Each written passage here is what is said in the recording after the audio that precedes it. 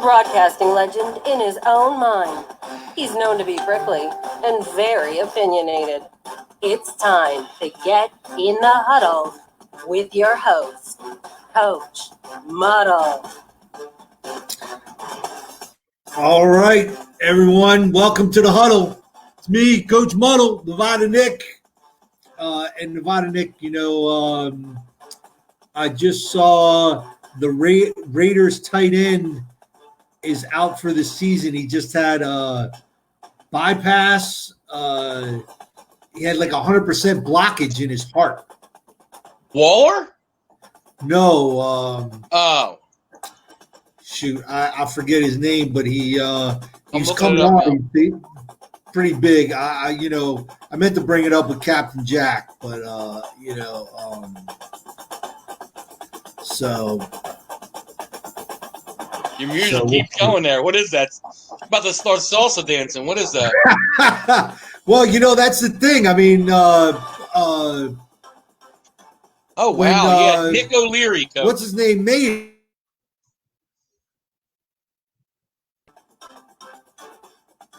Yeah, Coach. What? Nick O'Leary's his name. Oh, there you go. Yeah. Wow, at that young age, he is 100% blocked. Yeah, right. Wow, that's pretty crazy, man. Well, thank God they found it. Right.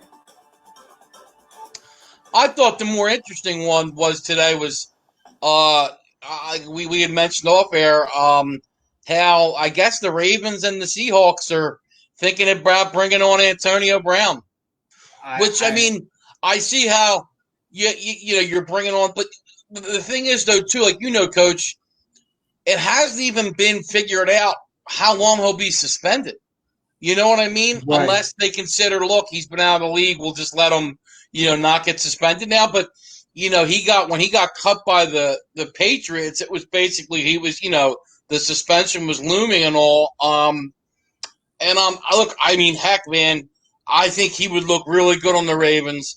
I think he's an element they really could use. Isn't that his cousin, Hollywood Brown? Isn't that his nephew, cousin, something? Is he related to Hollywood Brown? I'm not sure about it. He might be. But still, I think it would be good for Lamar Jackson because I don't think he really has any.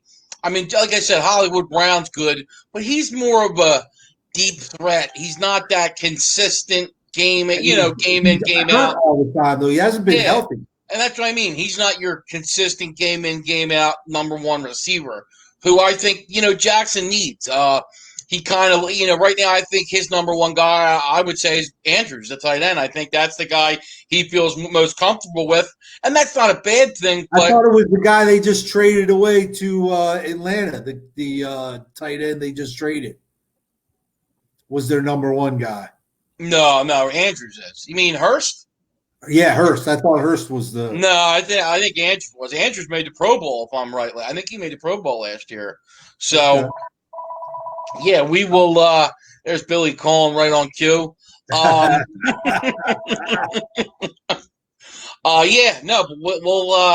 we'll see what happens. I mean, I think the Seahawks. I mean, it's just a shame because, before when Wilson was, on the rookie contract, they had so much talent around them, defensively especially. Right. He didn't have a ton of talent besides Marshawn Lynch on, running, and they had a decent line. But, now it just seems like, man, Wilson's to me, he might be the best quarterback in football. It's just don't get me wrong. I like his receivers. I'm a fan of Lockett. I'm a fan of Metcalf, the rookie last year, the kid who's – I don't know if you've ever seen pictures of him. The guy's like jacked, Metcalf.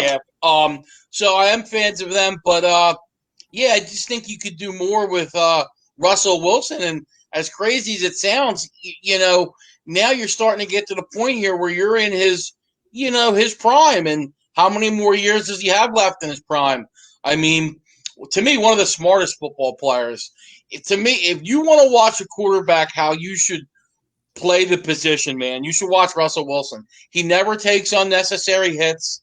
He never forces the pass. He really plays the position the way it's supposed to be played. Absolutely. I agree with that. and it's a chance to get a top receiver at a super discounted rate. Right. Because he's not going to, someone's going to pay him an incentive laden contract that, Right. Okay, here's $2 million, whatever his minimum is, and with a chance to make a ton of money afterwards. Yeah. So, and as crazy as it sounds, I mean, he's got to know this is it. You know what I mean? So, and I'm sure the team's going to tell him, look, one incident, one anything, one, outburst, one Right. not showing up to practice, one whatever, you're gone. So he doesn't have any chances. Maybe you get a motivated Antonio Brown who's looking to revitalize his career. I mean, you talk about what a fall. I mean, this guy was the consensus number one receiver in the game. I mean, now obviously I would say it's Michael Thomas, but Antonio Brown he was going out there getting you 1,500 yards, 12 to 15 touchdowns and 110, 120 catches a year. And year in, year out. I mean, he was the guy. And now you just had you had the year with his last year with the Steelers, which was kind of contentious, and then just the craziness of everything last year with the Raiders and then the Patriots, and he's out of the league. I mean, it's just I've never seen because T.O., it was like a decline kind of. He just, I mean, and Antonio Brown, it's not that the talent's not there. It's just his head is, he's like a head case basically. Right. So, Coach, too, before the figures, right last night as we were ending the show, I noticed and saw that the Players Association declined the offer, and that's the thing, that I don't understand. It's like, okay, you got one at 60 and one at 70. Why don't you just meet in the middle and make it 65? Everybody just shut up and just play baseball. So now the owners have basically said, all right, it's 60 games. They've put it out, and they say the players are going to say, yeah. But, they're not starting until July 24th now. So, I mean, they're pretty much starting right around the same time as the other sports. I mean, I do think there are some things that'll be exciting. I think the 60 games will be kind of exciting and different for baseball. And I think, Coach, you may see – I think baseball being just doing what they did, it might force changes for the future that, is going to hit the pockets of players and owners, because I think you may see after this year a lot of fans say, get rid of the 162-game season. I don't think they're going to say 60-game season, but I think they're going to say, hey, do something in the lines of baseball and hockey around 82 games, shorten that season up. I honestly, I think even if you went to 100, if you just went to 100, right. And you started May 1st, the first week of May, start for, bring training camp a little bit later or make it a little longer. I don't care which, but you've started it too early. And I'm tired of these going to spring game, April getting rained out and, I think playoffs should start September too. And then you're finishing up that World Series in like the first week, second week of October. I mean, stop getting it into November. It doesn't need to go into November. Well, because too, Coach, there's World Series games that are getting outwatched by NFL regular season games. Right. And that's not good for your product. You know what I mean? You don't want your, World Series being outdrawn by just a regular season game for football. So, I think there's going to be I just, like I said, I really have a feeling there's going to be a lot of changes. I think Mike Trout and Harper might be the two last guys they're going to see. And, Cole, I guess he got a big contract. Right. I don't think we're going to see a ton of these huge, $300 million contracts anymore. And that's huge for the Yankees, because now they're not going to have to make decisions on who you're going to pay, because I think they're going to be able to pay everybody now, because they're not going to have to back up the Brinks truck. We're not going to see a $400 million man again. Right. We're just not going to see that. So, and Coach, people kind of, I know in Philly they were very disappointed when Trout signed, because they were hoping he might come to Philly. But man, did he sign that deal at the right time, getting that $430 million? Because I don't think you're going to see anywhere in the ballpark. I don't think anybody's going to hit Harper's number. I don't think you'll see somebody hit Machado's number, which was, I think, 300 million. I just don't think it's going to happen. I think you're going to see a new thing. I think after this year, I really do. I think they're going to reduce the amount of games. I think you're going to have universal DH. I think they're going to try to do things to speed the game up. And I think this will help the quality of the game, though, because 162 games is just too long. It just really is. You know, so I think it'll actually be a better game. I agree. I agree 100% with that. Plus, you know, as you know too, Coach, you don't want guys getting hurt in August and September or just getting dead arm or whatever. I mean, I think that might have been part of Kershaw's problem. He'd have these great regular seasons, and then he just didn't have it for the playoffs. Now, maybe it was a little bit of the lights were too big for him, but still, I mean, that's a long season. It really is. I mean, like I said, you're going in. Think about it. You're starting, and I'd like to see the middle of February, and then ending if you have a long season in October. I mean, that's right. You know, and this whole bullshit with, you know, oh, in September we expand the roster. Just expand the roster. Put the 40 guys out there. Right. Get your extra pitchers, your extra infield guys, and let's be done with it. Right. You know, I'm really, you know, oh, we can't bring him up because, you know, we got to wait so we keep control of him. Like, that stuff is kind of ridiculous, you know. Yeah, and then you run into the problems too, where players get upset because, you know, they'll hold them down, you know, in April and then bring them up after, you know, where you can't get your service time. And I'll tell you, that would piss me off too. I mean, because, you know, they're getting another year of control out of you when they know. My thing is, look, if you're big league ready, then you should be on the field.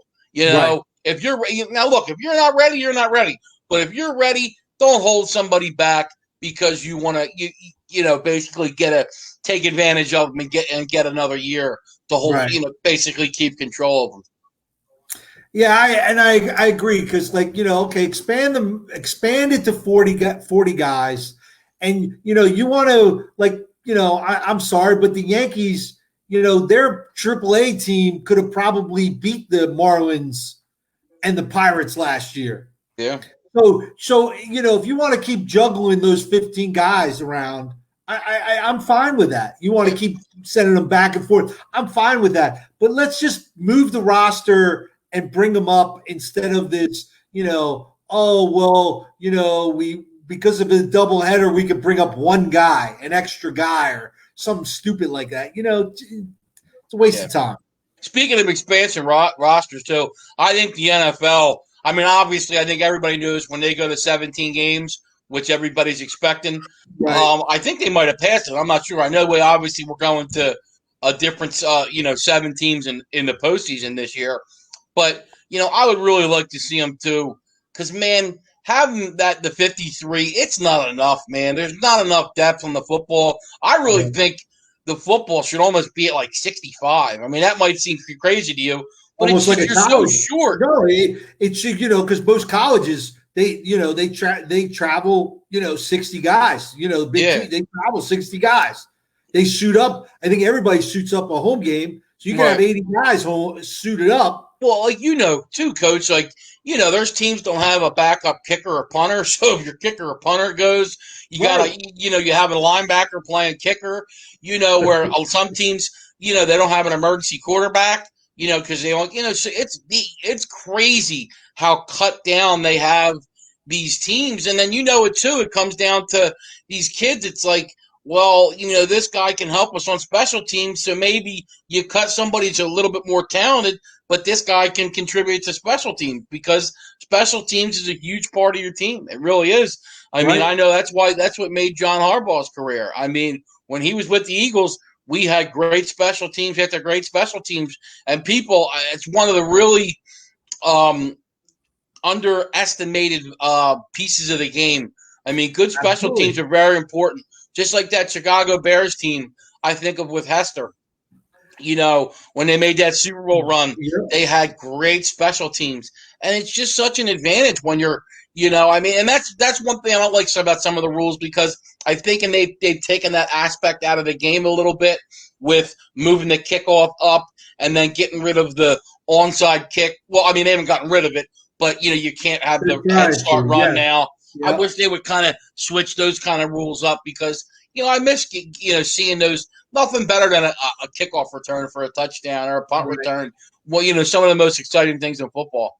Right. I agree with that. I'm a special teams guy. I love the special teams, and I kind of made my bones with special teams, and I'm huge on the onside kick. I mean, I'm huge with it. I'm a big fan of it. I'm a guy that uses it quite often.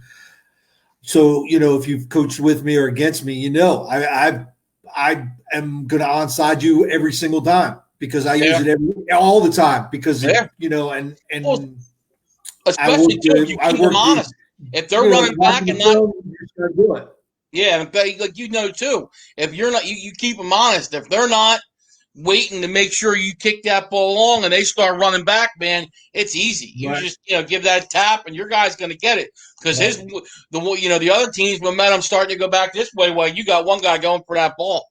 So I don't know if you heard too. I saw it was breaking too, Coach, which was just with everything going on in the country. I was glad to hear it wasn't what they thought it was. The Bubba Wallace situation. They found that was not planted in there. That was already there. That it wasn't a noose in the thing. There was pictures before that it was something to I'll actually read it to you now, Coach. That the FBI investigation determined that the garage door pull rope was fashioned like a noose and had been in Talladega Super Speedway garage since October. So it wasn't any type of racial thing against Bubba Wallace. Right. I was glad to hear that, just because you don't want to hear about those kind of things in this time right now where we've had the division, and we're hoping obviously we can all kind of come together and find like I said, a happy medium here with all the craziness that's going on in the world. Right, absolutely. I agree 100%. Yeah, although I thought it was very, very cool yesterday what they did, all the drivers walking, with his car, behind his car, pushing it out to the race yesterday. I thought that was a very good, nice thing for them to do to show support for him because, I mean, it's not easy when you're, basically I believe he's the only African American on the Xfinity Series, and that's not an easy thing. Right. It's not in any of the motorsport completely. There's not many African American or anybody. It's not much diverse. I mean, when you get into, because I watched the Netflix, the Formula One documentary series thing. All those guys are foreign. Right. Even on the American team, they got the foreign guys, running it, kind of running the whole thing. The Formula One, it's kind of, and it's really kind of weird, but I know because wasn't it like Danica Patrick? She raced open wheel before she went to NASCAR, right? And so did why can't I think of his name now? Tony Stewart. Oh, right. Tony Stewart was really good. He actually would do like the Indy 500 and then fly and go race to whatever NASCAR race there was. Right. Yeah. One of the great drivers ever. Trying to do both, man. It's tough. Which was another thing we lost. Although I remember when I was a kid, man, the Indy 500 was a big deal. And, unfortunately we didn't have it this year, but not what it used to be. Because, when I was a kid, the Indy 500 was a big deal, man.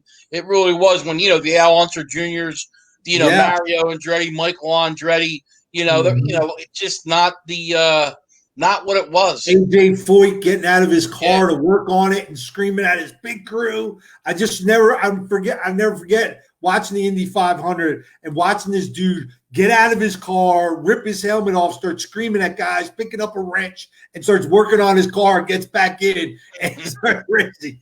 Well, I just can't imagine, man. Talk about pushing the edge of the envelope like those guys do, man. Going that speeds and those kind of cars. And, I mean, at least, don't get me wrong, NASCAR is dangerous too. But at least there's so much they've done now to make the car safer. And Indy, man, like, that one guy, I'm forgetting his name, but he's actually was in the headlines the other day because he was in some kind of accident. But the car, man, it took his leg. I hate to say it, but he lost his legs to it, and I think it was Ari Lyondike, if I'm correct.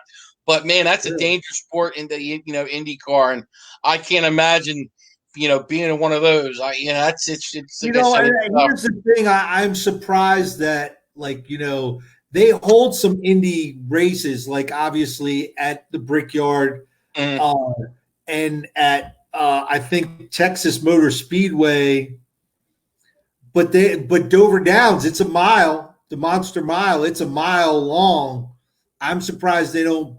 I don't know if it's wide enough. I don't know. I think, Coach, too. I think Indy, it has to be flat, doesn't it? And isn't the Dover's kind of like on that? You know what I mean? Yeah. I'm not really sure, but yeah. So, but you're looking forward to Dover this year. Hopefully, we can have that opportunity, man, because that was something I was really looking forward to. Yeah, never been to a NASCAR event. Something I've always wanted to do. I hear it's really cool. I can tell you this. I know when they do the turn it up, which is where they'll just, basically, turn everything off, and all you hear is those cars just going whoop, whoop, whoop, whoop. It's just a real cool thing, man, hearing those cars whip around the track. And, but no, hopefully the Dover works out.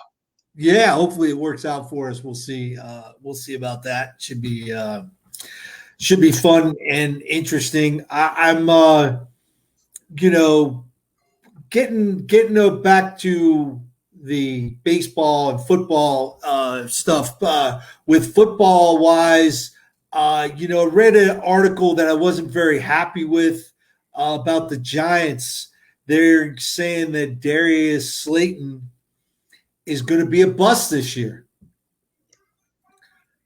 And I'm like, really? He exploded on the scene. And, honestly, I think Golden Tate doesn't make the club. He's going to be a cap casualty. That was a horrible signing, Coach. It was, and I think they need to get rid of him. It's only one more year. Just get rid of him. You don't need him. I think the rookie proved himself. I think he proved himself that he shouldn't have, Golden Tate there taking up the snap. Why even do it, Coach? I mean, Golden Tate is no doubt on the other side of his career. And the Giants, you're a young ascending team. You're not a team. Look, if Golden Tate is a good locker, I mean, for the money you're paying him, I don't think it's worth it. But maybe if you want to keep him because he's a good locker room guy or can be a good leader for the receiver corps. But no, I mean, I'm putting Daniel Jones with the guys that I think are going to be in his future. And I mean, come on, Golden Tate's not there next year. We know that, so why not get the young kids, let them get some chemistry with Daniel Jones and get a future? And that's the one thing I'm not big on with the Giants. I'm just not in love with that wide receiver core with the Giants. I think there's just a lot of holes. Like I said, we'll see this year. I think there's talent. I like Daniel Jones. I like Saquon Barkley.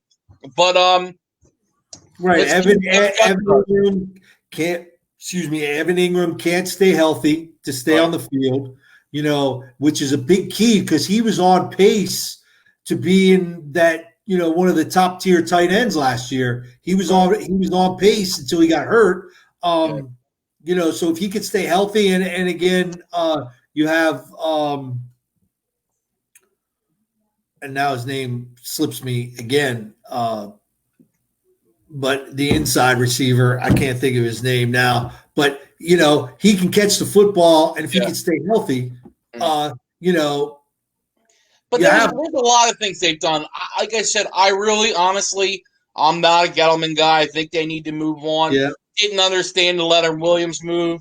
I did like the Bradbury signing because I think getting him over Jones from the Cowboys, who got overpaid, I believe.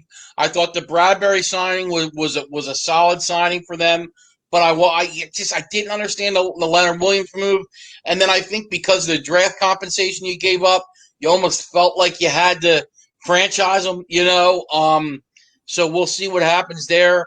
I mean, just like the Eagles, I mean, they gave up a valuable pick for Golden Tate, and essentially he made one good catch for them in the playoffs, and that was it. Other than that, he really didn't really help. Right. Yeah, because that's right. You guys traded up for him. You gave up, I think, a fourth round. I think it was a third, or it might even have been a second. Wow. So, I mean, and those draft picks are huge because you need to hit them because those are the guys that you're trying to get in that come in that at those low contracts, that make those certain positions where you got to allocate money to, that's just, you need to hit on those. I mean, we all know it's not going to be 100%, but especially those the top 4 rounds. I mean, I think we all know 5th, 5th round, 6th round, 7th round. You're kind of throwing darts at the board, and you're just hoping you get lucky, But man, those 1st, 2nd, 3rd, and 4th round picks, you need to hit on them. And if you have a good class, you can really, turn your franchise around. You could change your whole franchise around. Absolutely. Because I remember that because in the after the 83 season with the Giants, Bill Parcells, I believe he had 3 second-round picks. Which was, I think they took Terry Kennard, number 1, but in the 2nd round, you had Pepper Johnson. But the 4th round pick was Mark Bavaro. I mean, there you go. I mean, another guy who isn't really talked about, but was one of the great tight ends of the time. I mean, I believe he was one of the first tight ends to have 1,000-yard receiving. Yeah. Well, you see a lot of those guys, some of them late round picks, man. And I think you've seen it with Brady, man. Brady can name every quarterback that got drafted ahead of him. It's that chip on your shoulder, Coach. Right. I mean, when you get name after name after name after name called before you, you start taking it personal. I mean, Aaron Rodgers took it personal, and he only had 22 names called before him. I think he was the 23rd pick. I mean, but here we are, Coach, June 23rd. I mean, we're pretty much now, we're at the point, we're a month away from training camp now. Yeah. So we've gotten through the dog days of, off season for the NFL. And man, I don't think any of us could have predicted the off season it was going to be with just the craziness that's going on. But now we're starting to get to see some light at the end of the tunnel here. Yeah, I mean, I think as a Giant fan, I'm really, really anxious to see what this team's going to look like under Joe Judge, and what, let's see what the rookies look like. What's that offensive line?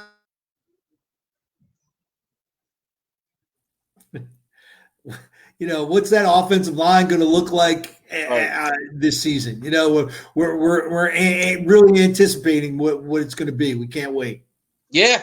I know with the Eagles, a little disappointed to hear about Brandon Brooks. Obviously, Yeah. I think that's a big loss. I mean, you can tell by where Howie spends his money. Howie's big on the offense and defensive lines. I mean, that's where Howie likes to spend his money. And when you already have the questions at left tackle with Dillard, is he going to be able to replace Peters? And now, that was the one thing you could count on was that right side. Now you lose Brooks. Let me ask you, do you bring Peters and just put him in at guard and leave your young guy out there at tackle? And then if he doesn't, you can always slide Peters out. Because, I mean, let's face it, Peters is long in the tooth. And can't really get back into at least he's a little protected when you move him. No, that's what I thought. I mean, and look, and that's why I think getting Peters is good because I think playing at guard might help him. Now I know you're going up against defensive tackles a little bit more, so you're going up against some bigger boys. But Peters is, isn't exactly tiny. You know what I mean? I think he can handle it. I think it'll help him not having to handle that outside rush. I think that would actually help him a little bit. And then look, if Dillard doesn't work out, maybe you say to Peters, okay, bump out the left tackle. Maybe Dillard works better inside. I don't know, but I think they got to do something. I mean, they got Matt Pryor's, the backup guard. They got the kid that they drafted out of Auburn. But, man, that's really baptism by fire if you're going to start him in your first year and throw him out there. I don't know if I want them to do that. And throw some kid out there and say, all right, kid, go ahead.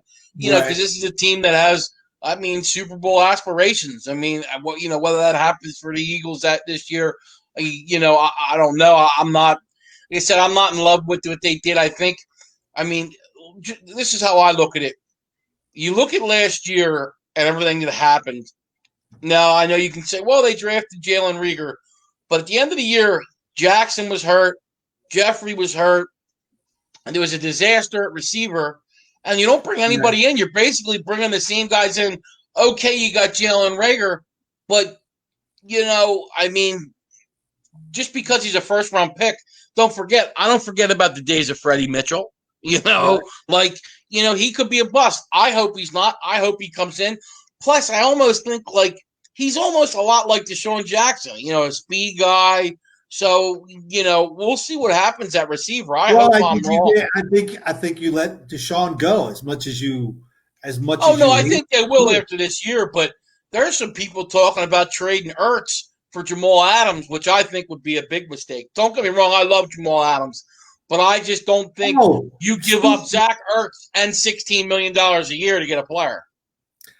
I agree. I don't think that he's worth that. But I also read that Goddard got sucker punched in a bar in South Dakota. Yeah, I heard about that. Luckily, he's all right, but I don't know why he got sucker punched. If it was a Cowboys fan who just don't like the Eagles, or just somebody who was hating on him. But yeah, I like Goddard, but you know it too, Coach. Trading away Ertz and then just think Goddard's gonna slide in and be Ertz. Right. He right now, like your famous saying is he's robbing the Batman. Well, all of a sudden, Batman's gone, and now you got to put the suit on, and it's not that easy. You know what I Right. mean? The When suit now don't you're the fit. guy, The and suit they're don't fit. expecting, yeah, and they're expecting you to put up Zach Ertz numbers. That's and look, it took Zach Ertz a couple years. He was a first-round pick, and it took him. I think it's almost like 4 or 5 years for him to get in the zone.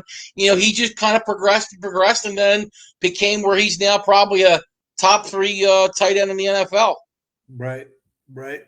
Absolutely. But I don't see how when you're because basically, if you trade Jamal Adams, if you trade for him, you have 2 years left on his rookie deal. You don't Right, have to pay him right away. but he wants it, Coach.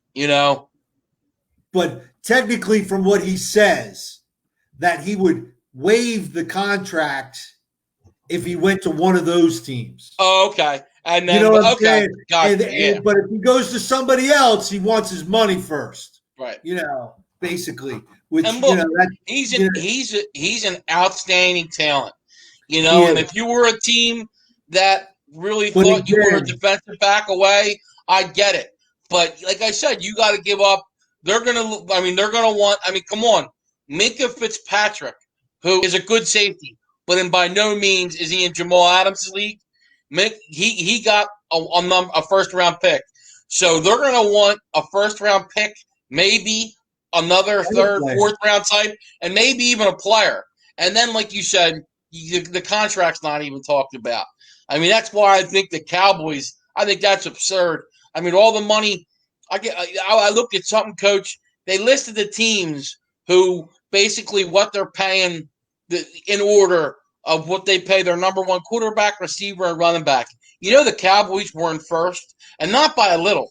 It's $54 million they're paying this year against the cap to Dak, Amari, and Zeke. That's $9 million more than the next team. So that's a lot of money. And like I said, that's why I think Dak needs to produce. And I almost understand what the Cowboys are saying because he wants that 35, 40 million. Well, I think they offered him a fair deal. He should have signed. He's really betting on himself. If he doesn't come out and deliver, an 11, 12 win season. All right. Oh, what's your chicken cooking there, Coach? Hey, I can't burn the chicken.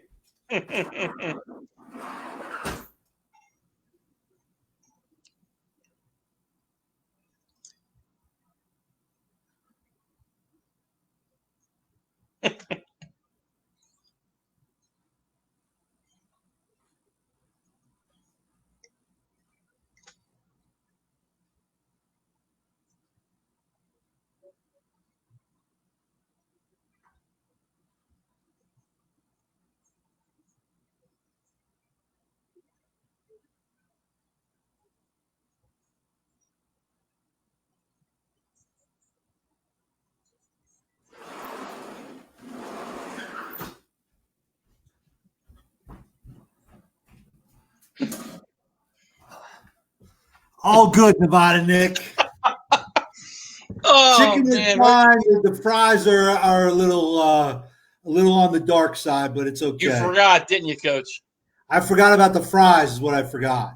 Because Okay. I meant to take the fries off, and then I was gonna, let them in the smoker, and then I just turned it up, and the show started. I was gonna take the fries and put them in the air fryer to crisp them up, and I forgot. Yeah. Now, one thing, too, my Coach, everybody was. My partner in crime is nowhere to be found during my show, meaning my daughter. Yeah, well, but the one thing a lot of people are talking about too, because I know again a couple more Phillies. I think it's 6 Phillies players now tested positive for Corona. But the one thing I don't think people are which look, it concerns me too.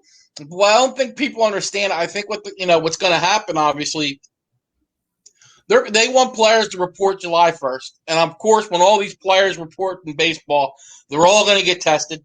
And I think they want to put them in this bubble where they're going to be getting tested. You're going to quarantine yourself, just like the NBA and the NHL. You're essentially going to be in a bubble that so you're going to be getting tested all the time. I think they said every 2 or 3 days they'll get tested. And, I don't think you're going to be – and look, come on, this has got the best money you can buy. You don't need to go grocery shopping or anything. I'm sure all these type of things will be done for you. And it's just going to be – it's all about your profession. So just stay in, stay healthy so you can play your sport. And hopefully, we don't – we can get our seasons off because, boy, do we miss sports, man. I mean, it's crazy to think now over 3 months. And I know we've had some NASCAR and UFC, but people want to see team sports. Yes, the team sports. We want it back, and we're kind of chomping at the bit to see it. So hopefully they get it figured out. And I really think look, like you said, they're in the best shape of their life. So they don't have to worry about this. They'll get it in 14 days. They'll be back on the field. They'll be ready to go. Right.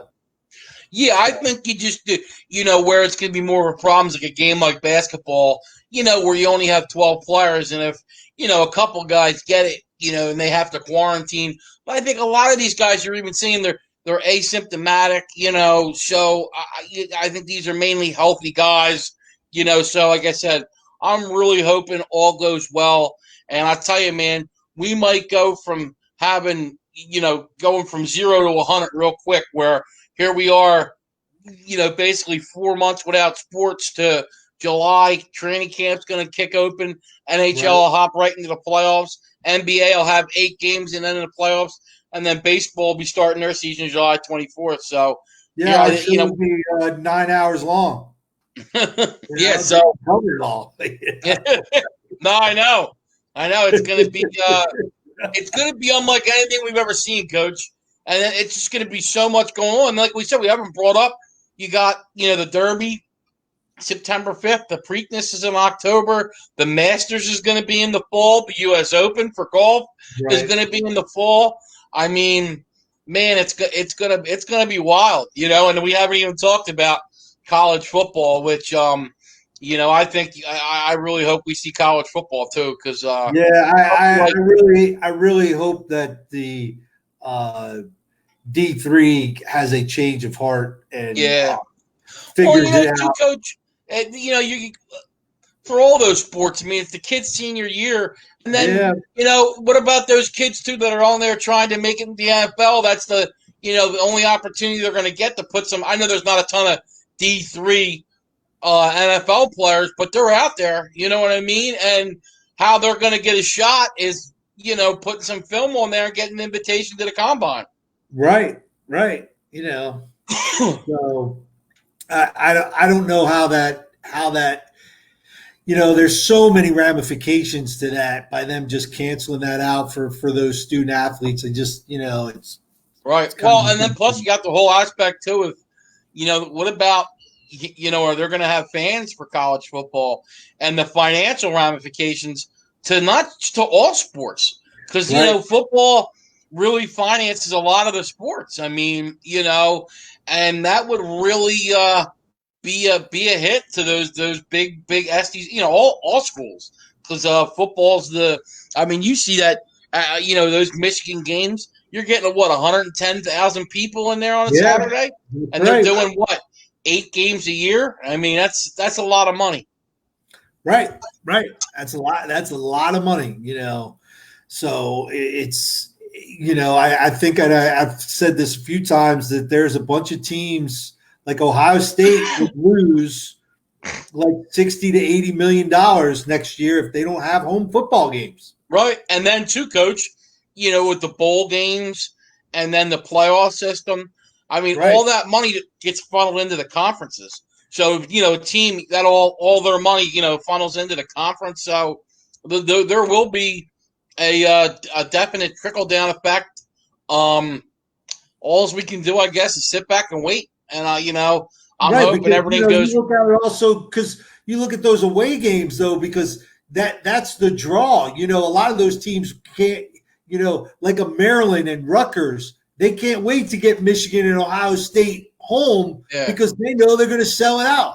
Yeah, or coach, how about those programs that go on the road in September and they'll play those FCS schools that get paid money to go play these FBS schools. Right. Like in North Dakota State, who used to do that and ended up building their program into a powerhouse in the FCS now, as they've won a bunch of the national championships. I always point to Cincinnati started out as an FCS school. Right.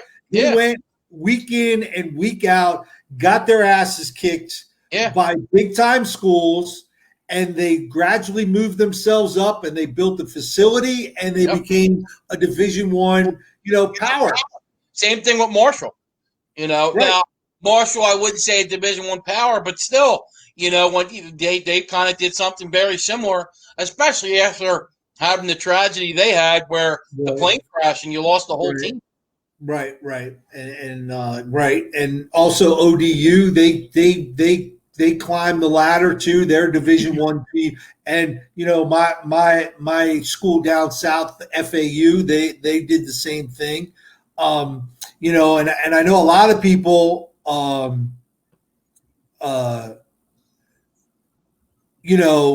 lot of people here in Delaware, they're against that. Del State, why do we go play these teams? Because of the money. And it helps recruiting because a lot of these kids have a chip on their shoulder that the Michigans of the world didn't come and recruit them. And now they get an opportunity to go and put that measuring stick in the big house and see. But also it's about the money because you can't stay afloat without the Michigans and the Ohio States paying you $800,000-900,000 to go play football. Plus, coach, as you know, and we'll switch it up a little. Instead of any given Sunday, it's any given Saturday. If people remember good old Appalachian State going into Michigan, I mean, heck, and that, what, those kids will have that for the rest of their life. Right. You know what I mean? That memory, and it can happen, because a lot of those teams take those teams lightly, and it, coach. You never take a team lightly because you never know. It can always happen.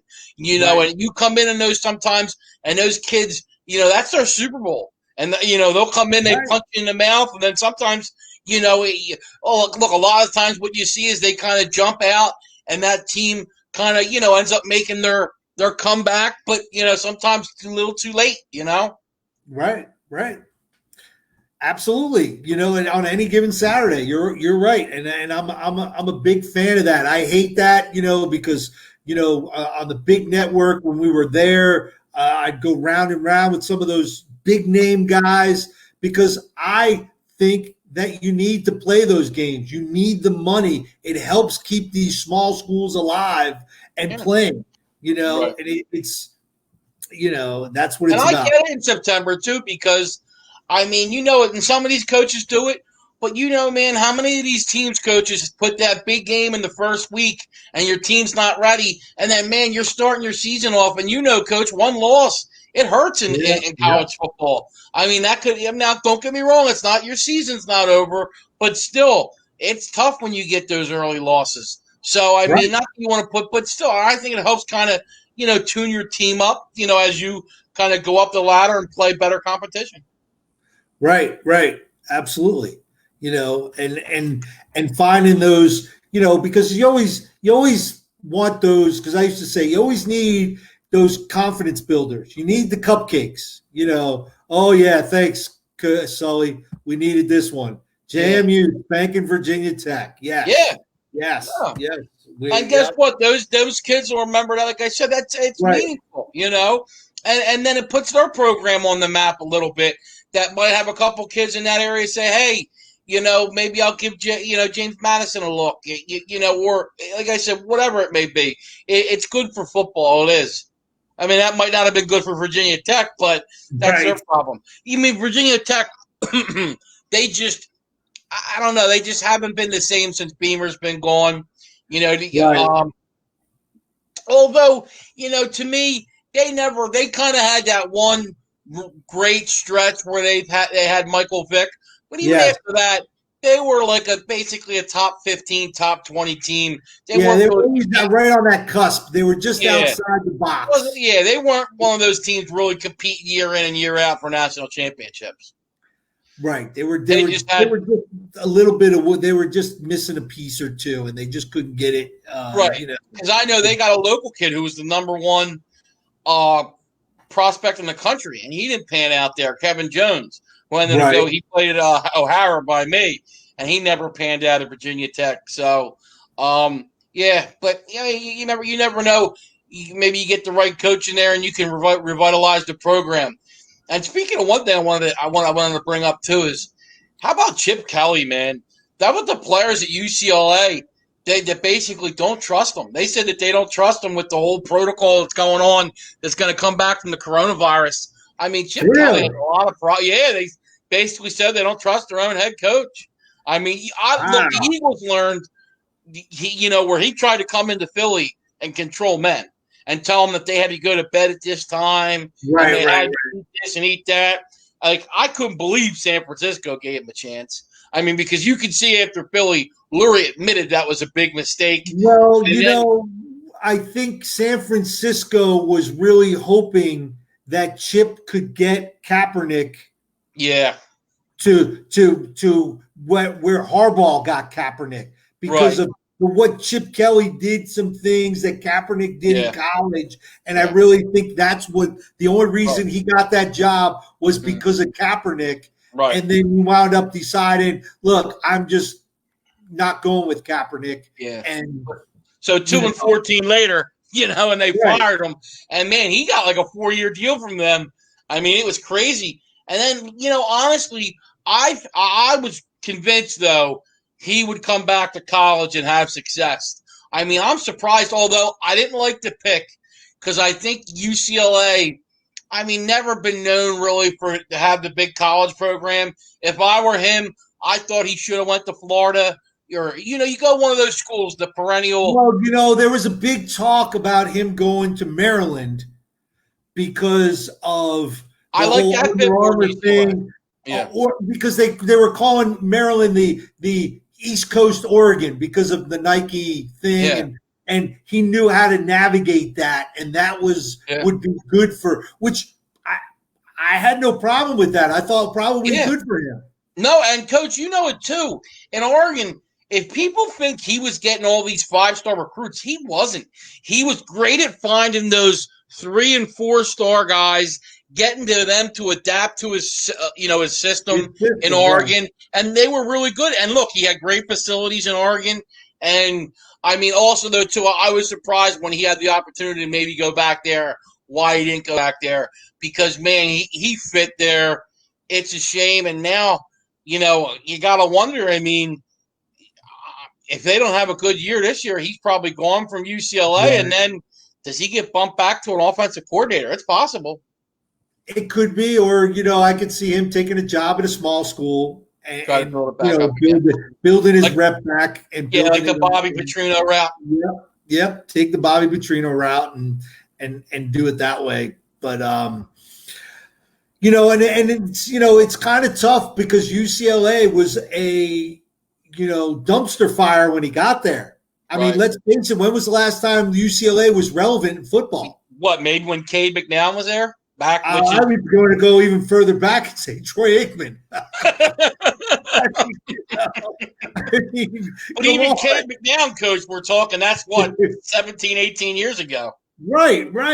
So really they haven't been relevant. And for Chip's offense and his deal, and for him to go out and get guys, it doesn't happen overnight. And you really need to, okay, he needs to be judged starting year 3, not in year 1 and 2.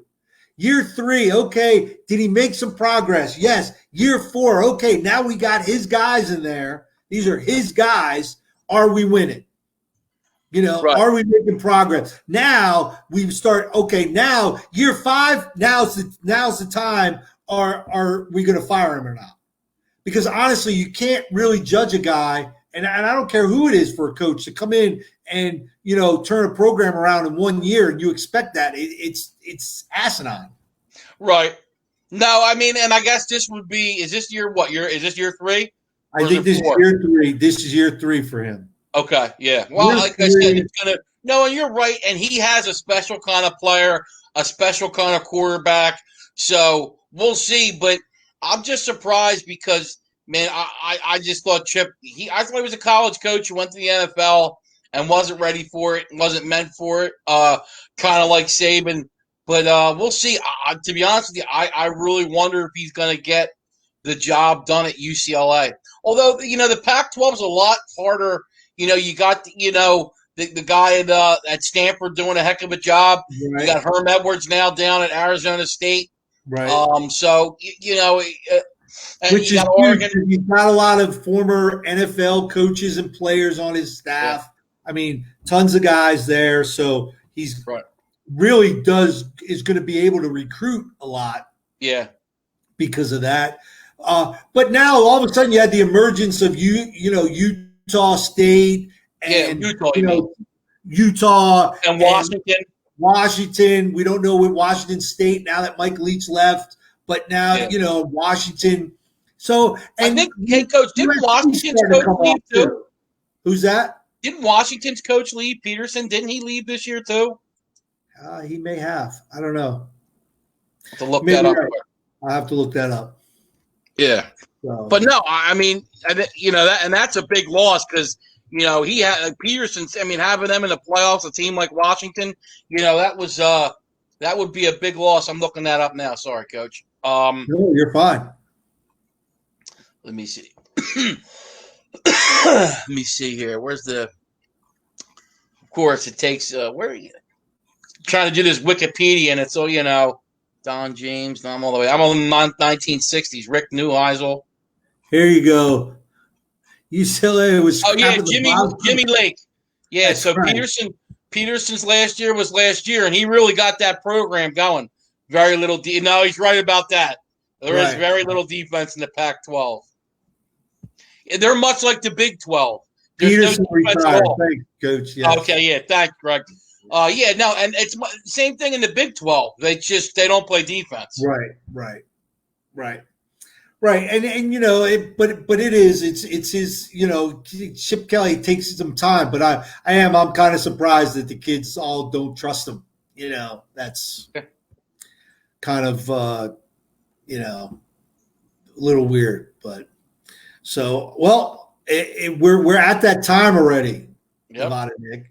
And so I will we'll be back tomorrow, Wednesday, same time, and we'll talk some more, man. This is great. I mean, we could sit here and talk college football all night. It's good stuff. We thank for everybody for jumping in, being online with us real quick. Was playing online poker. Yeah. Yeah, Coach needs to know about some cigars there. He needs to know about where to get a good cigar. We need to know your cigar connection, so you can bring some down. So, all right, everyone, thank you on Facebook Live. Everybody checking us out, we appreciate it. Make sure you like the page and check us out tomorrow. All right, see you. All right.